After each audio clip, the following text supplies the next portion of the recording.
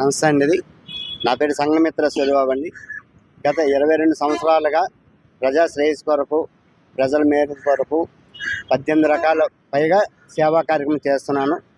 అందులో భాగంగా రాబోయే తరాలు మంచి కోసము, చెడ్డ వాళ్ళందరినీ మంచిగా మార్చేందుకు, మంచి వాళ్ళందరూ ఆనందంగా ఉండేందుకు, రాబోయే తరాల వారి కోసము ఒక 11 రకాల ఉద్యమాలు మొదలుపెట్టామండి. ఆ ఉద్యమాల దానికంటే మొదటిది భూగర్భ జలాలు పెరిగేందుకు ఇంకుడు గుంతలు గురించి పెట్టామండి. ఇంకుడు గుంతలు భూగర్భ జలాలు పెరగాలని. అలాగే రెండవది ఏంటి, మానమృగాల్ని చంపాలని చెప్పేసి అంటున్నారు. ఈ చంపితే దానివల్ల ఎంతమందిని చంపకెళ్ళిపోతాం, వాళ్ళలో పరివర్తన తీసుకొస్తే వాళ్ళు సమాజానికి మంచిగా మార్చడానికని పిలిచి అనుకున్నామండి. ఇది మూడవది అండి. ఈ మూడవది ప్రకృతి పరిరక్షణ. ఈ ప్రకృతిని కాపాడకపోతే అసలు ప్రజల మనుగడే లేదు, జీవరాశులు అంతమైపోతాయి, రాబోయే తరాలకి ఇబ్బందిగా ఉంటుంది. అది అందుకని ప్రకృతి పరిరక్షణ గురించి ఏమంచి ఈ ఉద్యమం మొదలు పెట్టామన్నది. దీని మెయిన్ సారాంశం అంటే 100 గజాల స్థలం ఉన్నదంటే ఆ 100 గజాల్లోనే ఏమంచి డెఫినెట్గా పచ్చదనం ఉండాలన్నది. అలాగే రియల్ ఎస్టేట్ వ్యాపారులు పచ్చని పంట పొలాలని, పళ్ళ తోటలని, ప్రకృతిని పాడు చేసి ఎండిన ఎడారులాగా చేస్తున్నారు, ముక్కలుగా చేసి దాన్ని అమ్మేస్తున్నారు.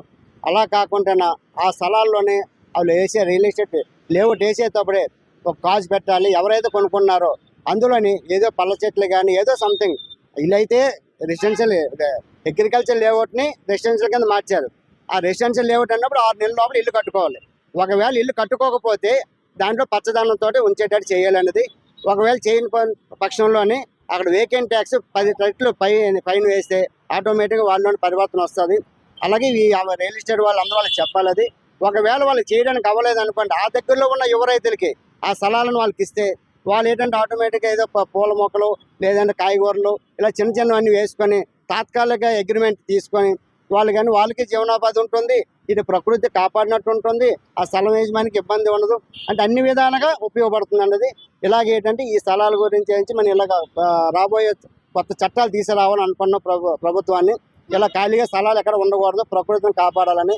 ఈ రోజులు ఎండలు ఎక్కువ, ప్రకృతి లేకపోతే ఎండలు పెరిగితే కరెంటు బిల్లులు పెరిగితే అంటే ఒకదానికి ఒకటి లింక్ ఉంటుంది ప్రకృతికిని మన సమాజానికని. ఇవన్నీ కలిసి మారాలని మేము ఆకాంక్ష పెట్టామండి. అలాగే పొగ పొల్యూషన్, దానికి ఏంటంటే మొత్తం కంపెనీలు ఎన్నో వ్యర్థాలతో ఏంటంటే పొల్యూషన్ వదులుతున్నది, దాన్ని కంట్రోల్ చేయాలి. అలాగే ఏంటంటే భూగర్భ జలాలు ఏంటంటే లోతుకి తవ్వేస్తున్నారు బోర్లు వేసి.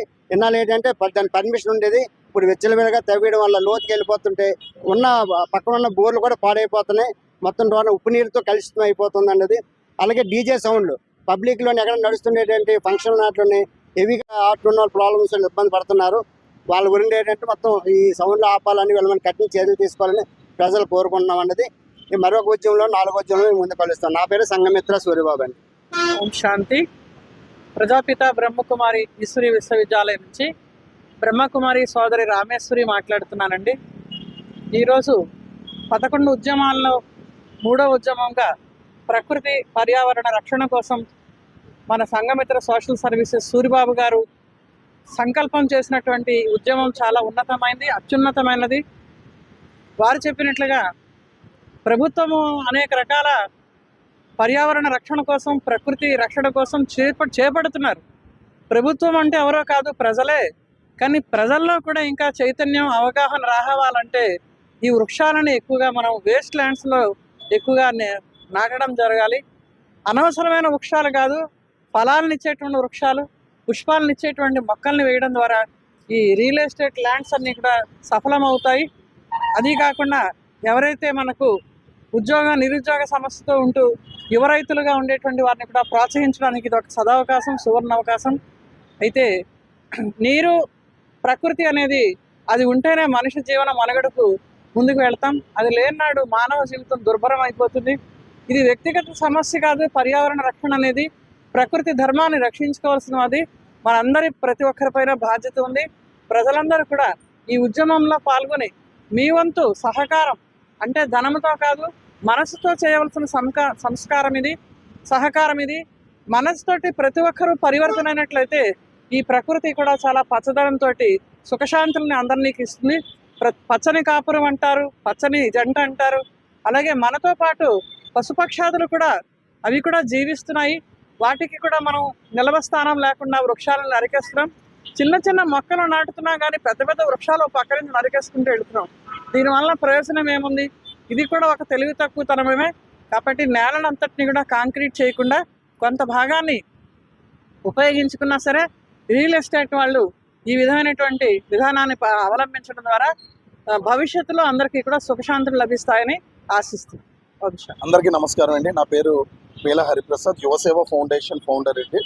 ఈరోజు ఇక్కడికి రావడానికి ముఖ్య కారణం నేటి భారతీయుడు అని పిలువబడే మన సంఘమిత్ర సూరిబాబు అన్నయ్య గారు చేస్తున్నటువంటి వినూత సమాజ స్పృహని మేల్కొల్పే ప్రయత్నంలో భాగంగా ఆయనకి మేము ఉన్నామంటూ స్వచ్ఛందంగా సంఘీభావం తెలపడానికి ఈరోజు వచ్చాం. సో సంఘమిత్ర సూరిబాబు అన్నయ్య గారు గత కొంతకాలంగా ఎన్నో ఉద్యమాలు ఇటు ప్రభుత్వ యంత్రాంగాన్ని కానీ ప్రజాప్రతినిధులు కానీ ఎంతో మందిని మేల్కొల్పే ప్రయత్నాలు గతంలో చేశారు, ఆలోచింపజేశారు కూడా ఆయన తీసుకొచ్చినటువంటి ప్రముఖమైన సమస్యలు.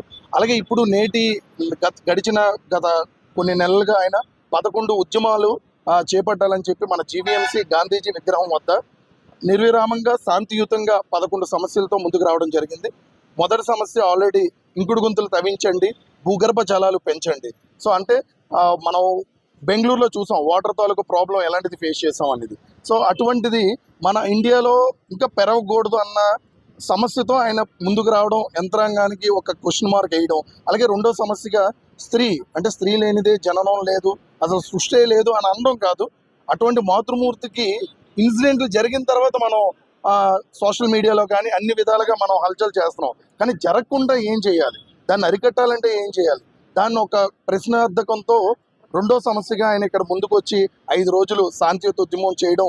అంటే ఇవన్నీ కూడా ఆయనకి అంటే భారతీయుడు అని మనం మూవీలో చూస్తుంటాం, కానీ నిజరూప భారతీయుడు ఎవరు అంటే నిజంగా సంఘమిత్ర సూరిబాబు అన్నయ్య గారినే మేము పిలుస్తూ ఉంటాం. ఈరోజు మూడో సమస్యగా ప్రకృతిని పరిరక్షించాలి. ఎందుకంటే భావితరాలకు మనం ఏమిస్తున్నాం, రియల్ ఎస్టేట్ వ్యాపారాలు పెరిగిపోయాయి. సో ఎందుకంటే ఖాళీ స్థలాలు ఉంచొద్దు, సో ఖాళీ స్థలంలో మొక్కలు నాటండి, ఎందుకంటే పక్షులు చాలా వరకు చనిపోతున్నాయి. సో ఇవన్నీ కూడా ఆయన ఒక్కొక్క సమస్యతో రావడం మమ్మల్ని కదిలించింది. ఇప్పుడున్న మీడియా ద్వారాగా నేను రిక్వెస్ట్, అన్నా హజారే ఒక్కడే కానీ అవినీతిపై యావత్ ప్రపంచ దేశాలే కదిలించాడు కరప్షన్ మీద. అలాగే ఈరోజు ఇక్కడ మన వైజాగ్లో ఈ మాలుమూల ప్రాంతంలో చేస్తున్నటువంటి సూరిబాబు అనే ప్రయత్నం తప్పకుండా ఒక రోజు దేశాన్నే కదిలించే రోజు వస్తుంది. దీనికి మనందరం చేయవలసింది ఒకటే, యావత్ యువత, అలాగే ఎన్జిఓ మిత్రులు, ప్రజాప్రతినిధులు, అలాగే సమాజ సేవకులు అందరూ కూడా ముందుకొచ్చి చేయి ఈయనతో కలుపుతూ ఈయన అడుగుజాడల్లో మనం కూడా ఒక స్టెప్ వేస్తే తప్పకుండా మనం ప్రపంచాన్ని మార్చలేకపోవచ్చు, కానీ ఒక్క ఆలోచన, ఒక్క సమస్యకి సొల్యూషన్ తప్పకుండా యావత్ ప్రపంచాన్ని మారుస్తుంది. ఇదే సంకల్పంతో ముందుకెళ్తున్న సంఘమిత్ర సూరిబాబు అన్నయ్యకి కృతజ్ఞతలు తెలుపుకుంటూ యువత అందరూ కూడా తరలి రండి. వైజాగ్ వాసులకు కూడా రిక్వెస్ట్ చేస్తున్నాము. జై హింద్. నమస్కారం అండి, నా పేరు జగదీష్ కాండ్రేగుల. నేను బేసికల్గా organic farming, Bhagiratha organic farmings director అండి. మా మిత్రులు సూరిబాబు గారు చేస్తున్న ఈ ఉద్యమానికి, మహా ఉద్యమానికి ఆయన సంఘీభావం తెలిపి నా వంతుగా నేను ప్రయత్నిస్తున్నాను. అయితే చాలామంది చాలా విషయాలు చెప్పారు. అయితే ఇక ప్రజలకు తెలియని ఒక భయంకర విషయం మీకు చెప్పాలనే ఉద్దేశంతో నేను మాట్లాడడం జరుగుతుంది. ఏంటంటే మీరు మన విశాఖపట్నంలో ఏదైనా ఒక అపార్ట్మెంట్ ఫ్లాట్ కొనాలంటే రఫ్గా 1,50,00,000 ఉందనుకుందాం. దాంట్లో 75 లక్షల రూపాయలు వైట్ కింద, అంటే డాక్యుమెంట్ కింద, ఇంకో 75 రూపాయలు బ్లాక్ కింద ఇస్తూ ఉంటారు. ప్రైవేట్ బ్యాంకుల దగ్గరికి వెళ్తే వాళ్ళు గిమ్మిపిల్ చేసి ఆ 1,50,00,000 రూపాయలు కూడా మీకు లోన్కి ఇచ్చేస్తారు. అదే పొరపాటున ఎవడన్నా నాలాంటోడు వెళ్ళి నేను వ్యవసాయం చేస్తాను టెక్నికల్గా 30 లక్షలు గవర్నమెంట్ వాల్యూ, పోనీ ప్రైవేట్ వాల్యూ 60 లక్షలు ఉంది, పోనీ ఆ 30 లక్షలు ఇచ్చే వాళ్ళు రిమైనింగ్ 30 లక్షలు మేము వేరేగా పెట్టుకుంటాం అంటే దాంట్లో 50% కూడా ఇచ్చే అవకాశం లేదు. అంటే అంత 30 లక్షలు గవర్నమెంట్ వాల్యూ ఉంది కదా అగ్రికల్చర్ ల్యాండ్, 15 లక్షలు కూడా ఇవ్వం. ఇది మన దేశ దౌర్భాగ్యం. సో దీన్ని చాలామంది మేధావులు ఉన్నారు కదా, సివిల్ ఇంజనీరింగ్లో రీసెర్చ్ చేసిన వాళ్ళు, మీరు అందరూ ఒకసారి ఆలోచించి రియల్ ఎస్టేట్ని ఎంకరేజ్ చేస్తారో లేదా అగ్రికల్చర్ ల్యాండ్స్ కాపాడుకుంటారు అనేది మీ సూరిబాబు వల్ల, నా వల్ల, లేకపోతే మీడియా మిత్రుల వల్లే అవ్వదు. కనీసం ఇప్పటికైనా కొద్ది బుర్ర పెట్టి ఆలోచించండి. అక్కడైతే లోన్ వస్తుంది. ఆడు ఇప్పుడు ఎవడన్నా రియల్ ఎస్టేట్లో 200 గజాల స్థలం కొంటానని చెప్పండి, ఆడు కింద పడిపోయి మీద పడిపోయి మీకు మొత్తం లోన్ ఇప్పించేస్తారు. అదే అగ్రికల్చర్ ల్యాండ్ కొన్నామంటే ఆ గవర్నమెంట్ వాల్యూకే నీకు రోడ్డు రాదు. ఇది దేశ దౌర్భాగ్యం. ఇది నేను ఆల్రెడీ ప్రాక్టికల్గా ప్రాబ్లం ఫేస్ చేసి చెప్తున్నా. Thank you sir, thank you so much.